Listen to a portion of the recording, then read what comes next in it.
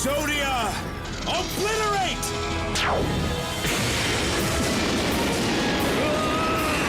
Straight from the sands of ancient Egypt, this is the first video on the channel about YuGiOh, and what better way to kick things off than with Exodia's right foot? Yes, that was a terrible joke, and here's the first question to get us started. Why was Exodia separated into parts? Why was it chained? And where does all that destructive power come from? In this video, I'm going to answer these questions and share some fun facts about one of the most famous creatures in the anime. So, if you're curious and want to prove that your grandfather's deck doesn't have any pathetic cards, go ahead and obliterate that like button and subscribe to the channel. Before diving into the anime and the card game itself, let's talk about the possible inspiration for the design of Exodia the Forbidden One. It comes from the god Osiris, the deity who, in Egyptian belief, gave humanity knowledge and civilization, taught architecture, agriculture, and was responsible for creating the first lineage of pharaohs. At one point in the myth, Osiris is betrayed by his brother Set and cut into pieces, which are scattered across Egypt. His wife Isis gathers his remains and resurrects him just long enough to conceive their son Horus. After that, Osiris descends to the underworld, where he becomes the ruler. Now, without stretching the comparison too far, you can definitely see the Exodia connection here. Back to the anime, there are a few points to clarify about the creatures in the Shadow games. For those who don't remember, in the memory arc, it's explained how these creatures were summoned. Basically, they were called forth from stone tablets using a type of energy called Ka from their summoner, which is similar to today's life points. The creature would obey its master's commands, and its strength depended on the summoner's life energy. The problem was that when the creature was injured or defeated, the summoner would also take some of the damage, which could be fatal. Another key point, a creature that was defeated wasn't necessarily banished from existence. It could essentially be summoned again. The real problem came when the stone tablet was destroyed, which made the creature unusable. In the Pharaoh Adam's memory arc, Sato, the past version of Kaiba, describes Exodia as the ultimate guardian, the one who defeated 1,000 enemies in a single night. The advisor Shaimon, the past version of Yugi's grandfather, had already summoned Exodia during the first invasion of Egypt under Pharaoh Adam's father's rule, and due to Exodia's immense power, Shaimon decided to separate it into 5 parts, sealing it into 5 stone tablets. Remember that the Millennium items were used to imprison creatures as well as to locate them within the souls of people, whether good or evil, and to seal them into the stone tablets. I'll give an example from the anime of a criminal being judged to describe the capture ritual, which went something like this. The holder of the Millennium Key would read the mind and heart of the person. The Millennium Eye would then force the creature out from inside the person being judged, which seems counterintuitive until you realize the eye is used to identify the creature. At that point, the stone tablet that would serve as the creature's prison was brought in, and the holder of the Millennium Rod would seal the creature within it. Alright, so what about the Forbidden One? How does that fit in? Have you ever stopped to think about how much K energy it takes to summon Exodia? First, the person has to raise 5 tablets, and until proven otherwise, it's not because they're separate low star pieces that it's any easier. In the anime, advisor Shimon summons Exodia to fight the villain Zork, the embodiment of evil, but the important thing is that when Exodia is summoned, Sato points out how powerful Shimon must be to summon it, and how massive his Ka must be. At that moment, we witness an epic divine level battle between Zork and Exodia, but in the end, Exodia is defeated because Zork had infinite powers, drawing energy from the darkness, while Exodia's powers were finite since they were tied to Shimon's Ka. Would the result have been different if Exodia had been summoned by Pharaoh Adam? I'll leave that question hanging for another video where we'll dive deeper into the memory arc, Zork, Exodia, and the Egyptian gods. Now let's brainstorm a bit together and see how far we can take this. First, we know how the creatures are found and sealed into stone tablets. Second, we know that Ka energy is needed to summon creatures and keep them strong in the physical world. With these 2 facts, the question that comes to my mind is, what kind of person or being had Exodia within them? And more, could Exodia be summoned if it were in just 1 tablet? So, here's how I tend to answer that. For the first question, I have no clue, but don't be frustrated. I do have a line of thought here. Unlike the Egyptian gods, whose stone tablets are embedded in the pharaoh's wall of prophecy, Exodia is shown to us already separated, and Shimon himself was the one who sealed it, meaning it doesn't have the same mythological origin as the Egyptian gods. This is interesting because it allows us to speculate about a possible complete Exodia in its original form before being divided. There's also another awesome point that I think adds a lot to Exodia's background. The Egyptian gods can only be summoned by the pharaoh, whereas Exodia could be summoned by an advisor. Even though that advisor was extremely powerful and used the Millennium Key, Exodia could indeed be summoned by someone other than the pharaoh. This is cool because it further reinforces Exodia's role as Egypt's guardian. By being summonable by people beyond the pharaoh, it shows that in all its enormous power, Exodia would always be there when needed, like a final hope. Kind of like drawing that final piece and winning the duel you were about to lose. So regarding the second question about Exodia being sealed in a single stone tablet, I don't see why not. Exodia has infinite power in its original form, but when summoned, it's limited by the Ka of its summoner. The reason it wasn't summoned using just one tablet makes sense from a storyline perspective, since separating it would make it harder for its immense power to be used for evil. It's also worth noting that when Shimon summoned Exodia, the stones rose up from the sands, showing that they had been hidden from everyone. But let's go further. Since we've talked about Exodia in ancient Egypt when it was summoned physically, let's jump to the future. Hold on, we're not at the Kaiba versus Yugi duel yet. We're a little earlier. Let's take a look through the Millennium Eye and imagine how Pegasus, the creator of the Duel Monsters cards, conceived Exodia as a card. We know that during the Battle City arc, it's revealed that Pegasus created the Egyptian god cards, which are supposedly the most powerful cards with secret effects, like the Winged Dragon of Ra. This makes Exodia's parts just very rare cards, as seen in the anime. But what matters here is that, by the anime's logic, there wouldn't have been any problem in terms of card effects for Pegasus to create Exodia. So, what's the point? Obviously he created it, as they appear in the first episode's duel. Yes, but remember we're talking about the time before the card game itself was created, before the first episode of the anime. During his discovery of the stone tablets, Pegasus probably came across Exodia's stone tablets at some point. But the question is, as an artist and card designer, he must have been intrigued by these seemingly nonsensical parts and decided to keep them separated. Moreover, I'd even say that the effects of the cards, including Exodia's effect, were revealed by the Millennium Eye he already possessed at the time. What I'm getting at here is, Pegasus knew that by creating Exodia's cards, he was also creating an alternative win condition for his own game, which we all know. If you have all 5 pieces of Exodia in your hand, you win the duel, something that, in the anime, they changed, making the player actually summon all 5 pieces to the field instead of just drawing the cards. Over time, we'll dive deeper into Pegasus's backstory and the history of Pharaoh Adam and the games in ancient Egypt. But all of this, of course, is just speculation on my part, because if we were to discuss only decisions made outside the anime, the video would get boring. So, Exodia is separated because it's a competitive card game, and it would be totally broken if you had one card that, when you draw it, you win the duel. And that's just how Kazuki Takahashi wrote it in the manga, and it's in the game manual, end of story. I mean, it's not wrong, but the fun part is trying to go beyond that, using what Kazuki Takahashi gave us to theorize. Anyway, going back to the discussion about Exodia's effect in the card game in the anime, what I can tell you with 100% certainty is, the effect wasn't secret, since Kaiba clearly knew he had lost when Yugi summoned it, and especially because the effect was embedded in the Duel Monsters data system. Let's remember that Exodia is not like the Egyptian gods, which only have one copy. I don't know if you remember, but there was this totally random kid on the boat to Duelist Kingdom who was literally trading a leg of Exodia with everyone. And honestly, it makes sense, right? No one had ever managed to summon it, and the individual cards are pretty much trash by themselves. It's only natural the kid wanted to trade it, even though it was super rare. Plus, in the Battle City arc, there's that rare hunter with the Exodia deck who wipes the floor with everyone, including Joey, using 3 copies of each piece. Doesn't this guy know what a ban list is? On top of that, he uses fake cards. And in the Virtual World arc, Kaiba's stepfather also has an Exodia deck. Speaking of ban lists, here's a fun fact. The 5 pieces of Exodia have been on the limited list, meaning you can only use one of each piece in your deck, since the first ever banned and limited cards list back in 2002, and they still are today. Exodia decks have always been kind of a meme, and sure, when it works, you win. But historically, in tournaments and stuff like that, it never really had much success. We could even dive into Exodia's archetype in a future video, bringing in its variants and support cards. Plus, we could try to create some logical order for its story by linking it to other cards. But what did we learn from from all this? That the original Exodia isn't absolute, its powers were limited by the user, and it had already been defeated, while the Exodia in the card game was unrestricted by the rules of the game itself. Exodia, in the Pharaoh's past, is summoned, chained, breaks free, and fights Zork. But in the first episode, against Kaiba, Exodia is summoned with its chains already broken. And why does Exodia appear chained in the anime? Well, the chains are just a representation of the fact that Exodia's pieces are bound to one another. As long as the pieces are separated, it remains chained, but when they come together, it breaks free. In the past, we see Exodia being summoned and breaking its chains, but against Kaiba, they kind of skip that part and show it summoned already free. It's a minor detail. It's exactly what's written on its cards. Whoever breaks the seal will know unlimited power. The seal in this case refers to the parts that need to be together for you to win the duel. That's why Exodia appears chained to itself, as if it's bound to its own body parts. But the real takeaway from all of this is that in the past, present, or future, Exodia will always be tied to the heart of the cards and to the grandpa's deck that has no pathetic cards. So that's it. I hope you enjoyed the video, and hey, have you ever summoned Exodia in your life? I have, but I'll admit the deck wasn't shuffled that well. Stay tuned for more Yu-Gi-Oh videos where we'll dive into Duelist Kingdom.